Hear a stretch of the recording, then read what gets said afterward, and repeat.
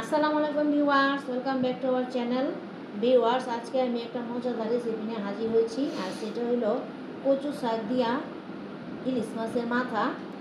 আর এই শাকটা আমি কীভাবে রাঁধছি দেখালাম।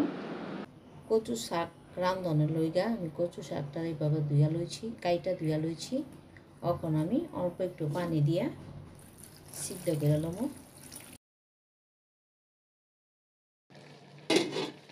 ভিউয়ার্স দেখেন, কচু শাকটা আমার সিদ্ধ হয়ে গেছে। আর এটা কতগুলি শাক দিচ্ছি, এরকম সিদ্ধ হয়ে এরকম চাইপা যায়। তখন আমি এটার পানিটা ঝরাই এলাম। তখন আমি আর একটা প্যান বসাই লইছি, দিয়া দিব তেল। কখন দেবো রসুন কুচি, কচু তরকারি তো রসুন কুচি একটু বেশি করে দিবেন। আর দিয়া দেব পেঁয়াজ কুচি,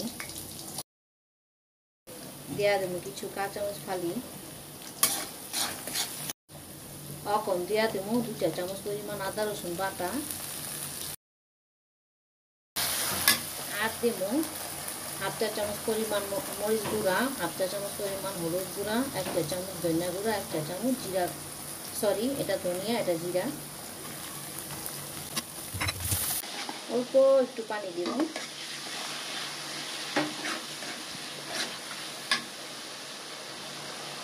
দেব স্বাদ অনুযায়ী লবণ। ভিউয়ার্স, আজকে কচু শাকটা আমি ইলিশ মাছের মাথা দিয়ে রান্না করবো। তাই এখানে লইছি 2টা মাছের মাথা, 4 পিস। মাছটা আমি কষাই দেবো ভালো করে।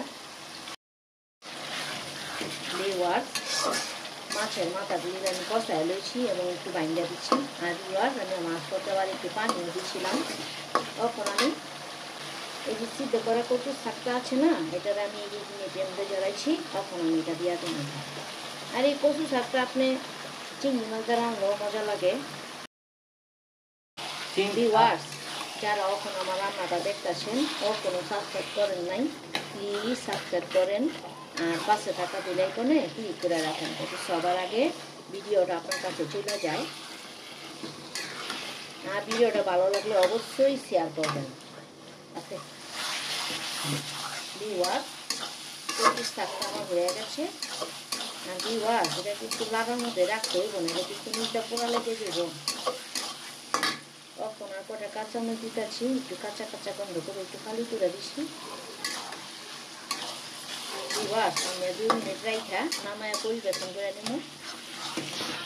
সো ভিউয়ার্স, তৈরি হয়ে গেল ইলিশ মাছের মাথা দিয়া কচু শাক।